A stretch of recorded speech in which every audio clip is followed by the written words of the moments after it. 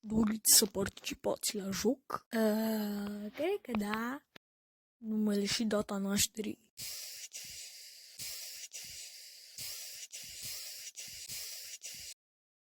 Bună, domnule șofer.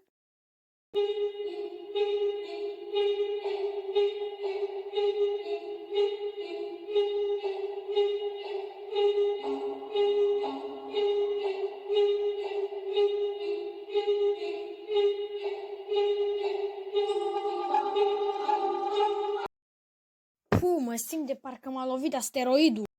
Sebi? Vladi, ce cauți tu aici? Răzone, tu mereu mă copiezi.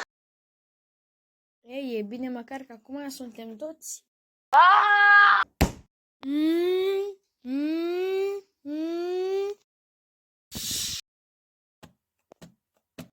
Concurenți, vă anunț că aici voi veți juca niște anumite jocuri care stabilesc dacă rămâneți sau nu în competiție. Pe baza concurenților eliminați, se va aduna o anumită sumă de bani în pușculiță. Așa că prima probă începe acum. Da.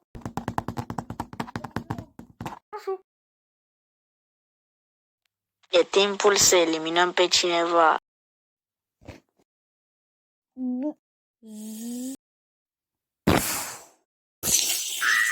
Ce naiba? Verte!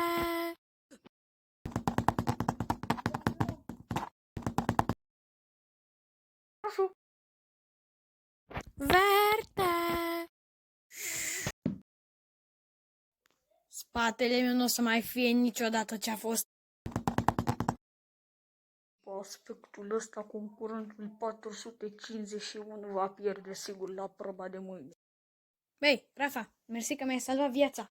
Dar știți, având în vedere ce înseamnă eliminarea în competiția asta, ar trebui să formăm o alianță ca să ne putem proteja unul pe altul.